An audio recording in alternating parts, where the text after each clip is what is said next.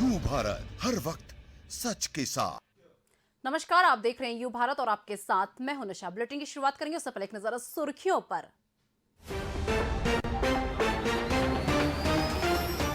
बिजली कर्मचारियों की हड़ताल से दूसरे दिन भी नहीं सुनी गई उपभोक्ताओं की शिकायत, बकाया बिजली बिलों की वसूली भी प्रभावित।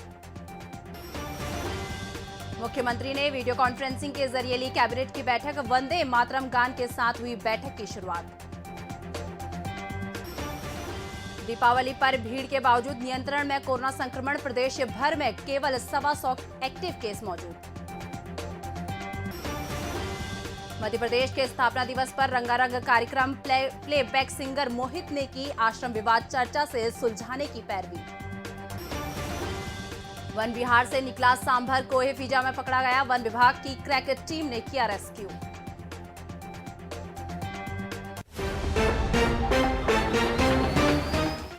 अब खबरें विस्तार से। डीए और इंक्रीमेंट नहीं मिलने से नाराज मध्य प्रदेश के 70,000 बिजली कर्मचारी अधिकारियों ने सोमवार से हड़ताल दूसरे दिन मंगलवार को भी जारी रही। Madhya Pradesh United Forum for Power Employees and Engineer संगठन के आह्वान पर हड़ताल में करीब 70,000 बिजली कर्मचारी और अधिकारी शामिल हैं। इसमें 29,000 नियमित, 6,000 संविदा और 35,000 आउटसोर्स कर्मचारी हैं। हड़ताल के दौरान हड़तालियों ने ना तो कोई फॉल्ट की शिकायत अटेंड की और ना ही बकाया बिलों की वसूली का काम किया। उनका कहना है कि पहले डीए और वेतन वृद्धि के एरियर की राशि देने की मांग मानी जाए, फिर ही वे काम पर लौटेंगे। मांगे पूरी होने तक चलने वाली हड़ताल में भोपाल के 3,000 बिजली कर्मचारी भी शामिल हैं, जो गोविंदपुरा स्थित बिजली विभाग कार्यालय परिसर में धरने पर बैठे हैं। इससे राजधानी भोपाल में भी बिजली व्यवस्था चरमचाने लगी है। जो भी फॉल्ट आएंगे, एफओसी आएगी, जो फ्यूज ऑफ कॉल है, उपभोक्ता की किसी भी प्रकार की शिकायत का निवारण नहीं होगा, जिससे कि उपभोक्ता की विद्युत व्यवस्था गड़बड़ा सकती है। ये फर्क पड़ेगा, जिसके लिए पूरा शासन और प्रशासन जिम्मेदार है। उसके लिए हम कहीं से भी जिम्मेदार नहीं हैं। मुख्यमंत्री शिवराज सिंह चौहान की अध्यक्षता में राज्य मंत्रिमंडल की बैठक आयोजित की गई। वीडियो कॉन्फ्रेंसिंग के जरिए हुई कैबिनेट बैठक में सभी मंत्रियों ने अपने घर और कार्यालयों में हिस्सा लिया। बैठक की शुरुआत वंदे मातरम के गान से हुई। मुख्यमंत्री सहित सभी मंत्रियों ने भी खड़े होकर इसका गायन किया। करीब घंटे भर चली बैठक में मुख्यमंत्री ने सभी को 5 दिवसीय दीपावली पर्व की शुभकामनाएं दी और पर्व के जरिए जनता के बीच सौहार्द बढ़ाने की अपील की।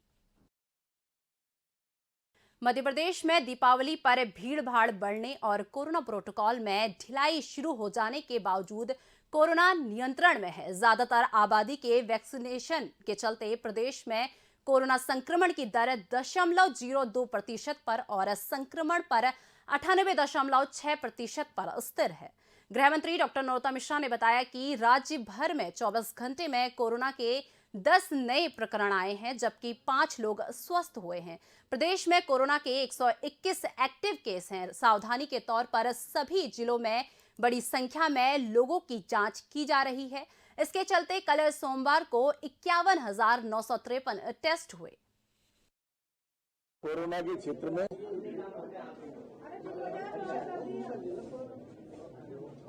क्षेत्र में पिछले 24 घंटे में 10 प्रकरण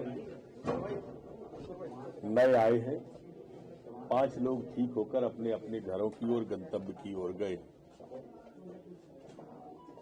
121 एक्टिव केस संपूर्ण मध्य प्रदेश में कुल बचे हैं, जबकि कल 51,953 सैंपल मध्य प्रदेश में लिए गए।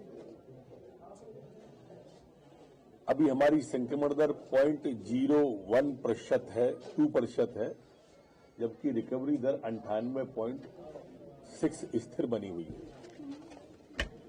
मध्य प्रदेश 66वें स्थापना दिवस पर भोपाल में रंगारंग सांस्कृतिक कार्यक्रम आयोजित किया गया। मध्य प्रदेश उत्सव के नाम से लाल परेड ग्राउंड पर हल्की ठंडक में हुई कार्यक्रम में कोरियोग्राफर मैत्री पहाड़ी के निर्देशन में 300 कलाकारों ने आत्मनिर्भर मध्य प्रदेश थीम पर नृत्य नाटिका पेश की।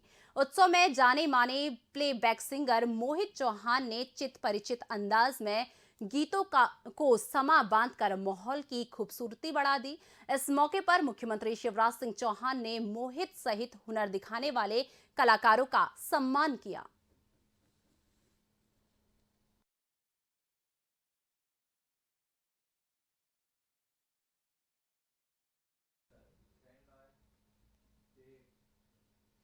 मध्य प्रदेश के स्थापना दिवस पर आयोजित सांस्कृतिक कार्यक्रम में प्रस्तुति देने भोपाल आए प्लेबैक सिंगर मोहित चौहान ने वेब सीरीज आश्रम की शूटिंग के दौरान हुए विवाद को चर्चा करके सुलझाने की बात कही है।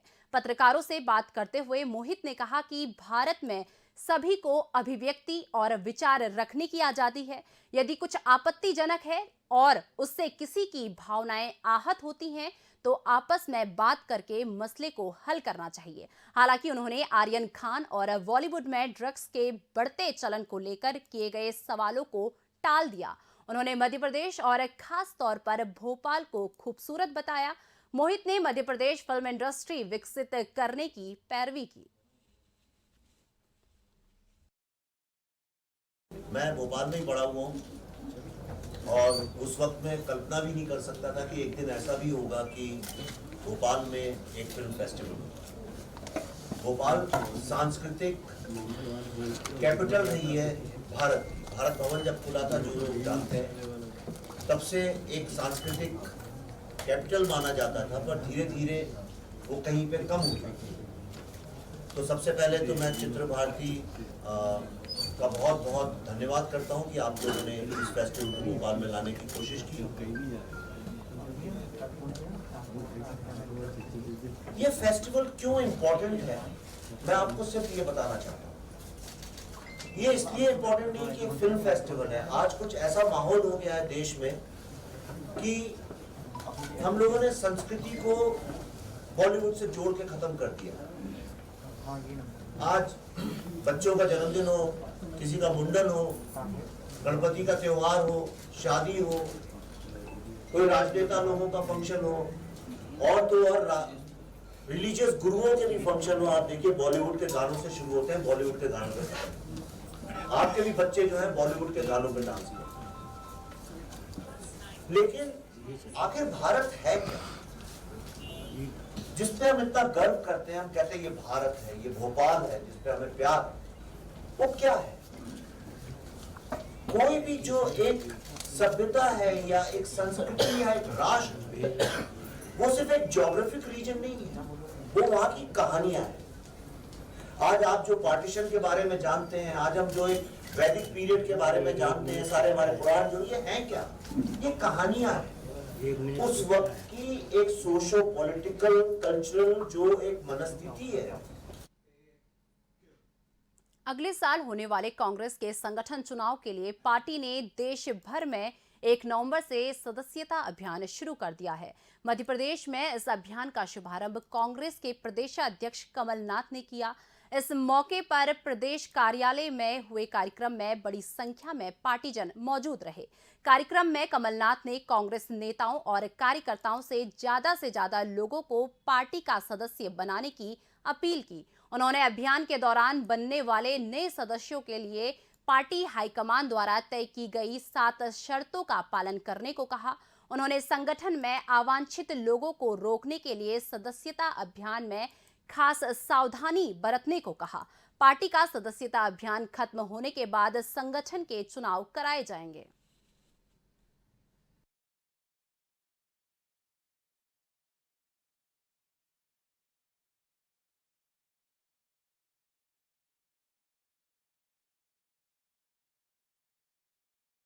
भोपाल में सेहत के प्रति जागरूक महिलाओं के लिए महिला जिम बनाया गया। विधायक निधि से बनाए गए जिम में कसरत करने के लिए जाने वाली महिलाओं का कोई शुल्क नहीं देना पड़ेगा।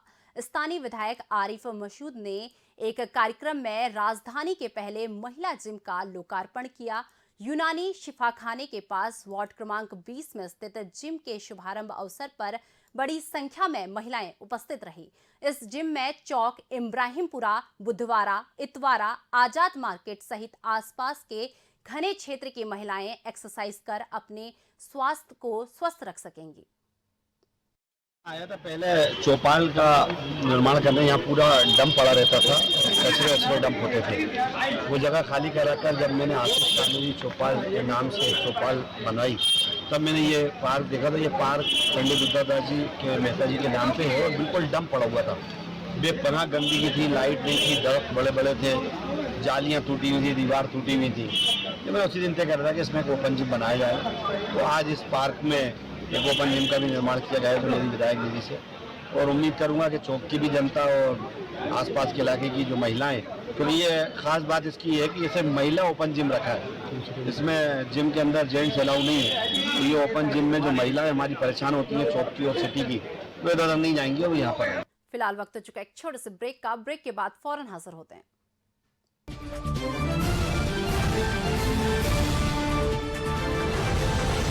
हम हैं यू भारत, हर वक्त सच के साथ। सनसनी नहीं, सिर्फ सरोकार, विश्वसनीयता के साथ सटीक खबरें, हर मुद्दे की पड़ताल, हर मुद्दे पर नजर, चप्पे चप्पे की खबर। सरकार से करेंगे सवाल, बनेंगे जनता की आवाज। हम हैं यू भारत, हर वक्त सच के साथ। आवश्यकता है मध्य प्रदेश छत्तीसगढ़ राज्य के सभी जिला और विधानसभा मुख्यालयों पर संवाददाता प्रतिनिधि नियुक्त करना है। इच्छुक संपर्क करें। पत्रकारिता के क्षेत्र में कार्यरतों को प्राथमिकता दी जाएगी। संपर्क करें 8226001266 और 9425011755 और 8982046067। अधिक जानकारी के लिए आप हमारी वेबसाइट विजिट कर सकते हैं www.ubharattv.com और आप हमें ईमेल भी कर सकते हैं news@ubharattv.com।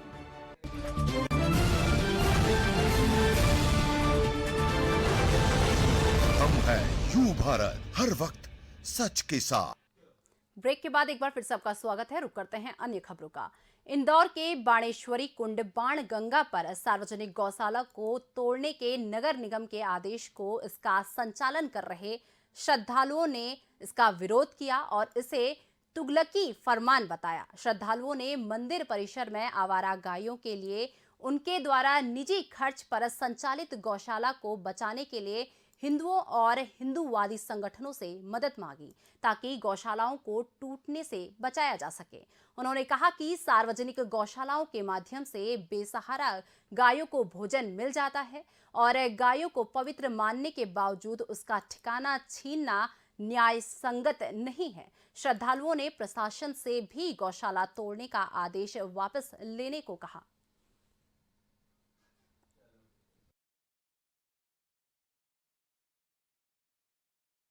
भोपाल न्यायालय में न्यायिक मजिस्ट्रेट रोहित श्रीवास्तव के खिलाफ वकीलों ने मोर्चा खोल दिया। वकीलों का आरोप है कि न्यायिक मजिस्ट्रेट कोर्ट में पैरवी के लिए आने वाले वकीलों के साथ अभद्र व्यवहार करते हैं और उन्हें अपमानित करते हैं। इसको लेकर उन्होंने जिला बार काउंसिलिंग को ज्ञापन सौंपा और न्यायिक मजिस्ट्रेट के खिलाफ समुचित कार्रवाई करने की गुहार लगाई। वकील फारूक खान ने व्यक्तिगत रूप से भी काउंसलिंग में श्रीवास्तव की शिकायत की। इसके आधार पर काउंसलिंग के पदाधिकारियों ने जिला एवं सत्र न्यायाधीश के समक्ष मामला पहुंचा दिया ताकि समुचित कार्रवाई हो सके।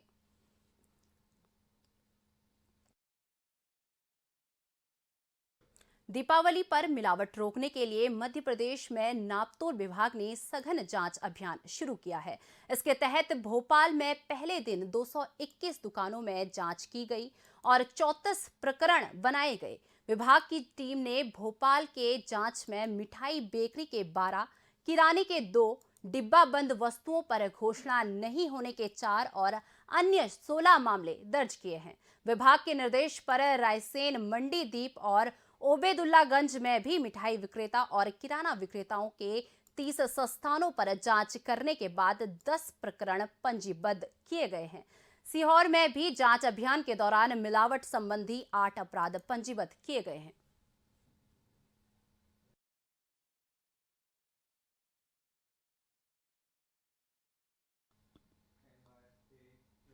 भोपाल में कोलार इलाके के चूना भट्टी पुलिस थाने को अपना भवन मिल गया है।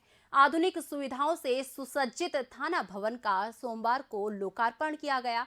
गृह मंत्री डॉक्टर नरोत्तम मिश्रा ने नए भवन का उद्घाटन किया। इस मौके पर कांग्रेस के पूर्व मंत्री पीसी शर्मा, क्षेत्रीय विधायक रामेश्वर शर्मा सहित भोपाल के आईजी, डीआईजी, सभी सीएसपी और एसपी मौजूद रहे। नए थाना भवन में काफी जगह होने से पुलिस कर्मियों को सुविधा होगी। 1 वर्ष में 1,73,00,000 की लागत से बनकर थाना तैयार हुआ है। अब तक किराए के भवन में चल रहा पुलिस थाना नए भवन में शिफ्ट हो जाने से कोलार रोड के मुख्य मार्ग पर आ गया है, जिससे जनता को सहूलियत होगी। वैसे चूनाभट्टी थाना जो है एक प्राइवेट परिसर में संचालित हो रहा था। नए थाने की नींव काफी सब पहले रखी गई थी, भूमि पूजन भी हो गया था, बट कोरोना के कारण काफी लेट इस थाने का भी उद्घाटन हो पाया है। थाना आज से ओपन किया गया है और संचालित होना शुरू हो गया है। सर, क्या क्या सुविधाएं थाने के नई हाईटेक बिल्डिंग में? थाने में काफी सुविधाएं हैं। सबसे अच्छी तो जो हमारे स्टाफ है उनके लिए बैरक्स बने हुए हैं, बहुत सारे इंडिपेंडेंट विवेचकों के लिए रूम्स हैं। जो हवालात है वो भी काफी सुरक्षित तरीके से बनाए गए हैं। उसी के साथ थाना प्रभारी का कक्ष अच्छा है और जो बाहर जो विक्टिम या फिर जो यहाँ पर फरियादी आते हैं उनके लिए भी अच्छी सुविधा है। बिल्डिंग का महीने की पहली तारीख को तेल कंपनियों ने व्यावसायिक एलपीजी सिलेंडर की कीमत 266 रुपये बढ़ोतरी करके जोरदार झटका दिया है। हर महीने की 1 तारीख को रसोई गैस के दाम तय करने वाली तेल कंपनियों द्वारा कीमतें बढ़ने से अब भोपाल में 1,734 रुपये में मिलने वाला 19 किलो का व्यावसायिक गैस सिलेंडर 2,000 रुपये में मिलेगा। इससे बाजार में मिलने वाली खाद्य सामग्रियों के दाम बढ़ेंगे।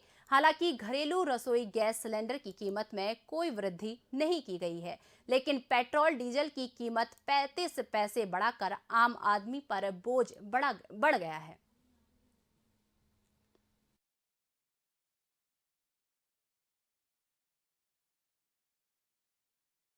भोपाल के वन विहार से निकलकर शहर के कोहे फिजा इलाके में 3 दिन से घूम रहे सांभर को आखिरकार वन विभाग की क्रैक टीम ने रेस्क्यू कर लिया है।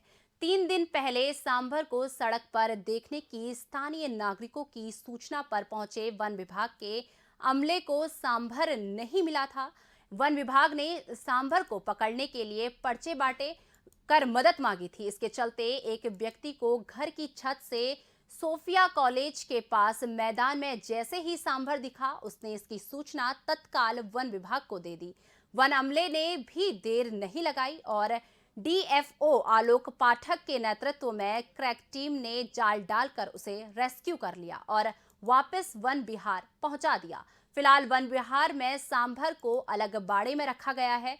वन विहार के चिकित्सकों के मुताबिक वो डरा हुआ है और उसे सामान्य होने में 1-2 दिन लगेंगे।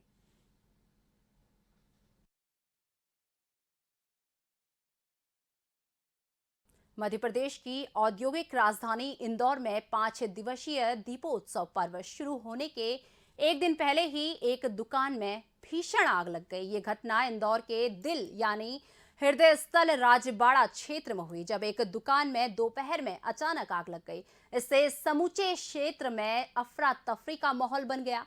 आग अग्रवाल जनरल स्टोर में लगी थी। सूचना मिलने पर मौके पर फायर ब्रिगेड की टीम पहुंची और काफी मशक्कत के बाद आग पर काबू पाया गया। आगजनी में लाखों रुपयों का सामान जलकर खाक हो गया। फिलहाल इस बुलेटिन में बस इतना ही। मुझे दीजिए इजाजत। नमस्कार।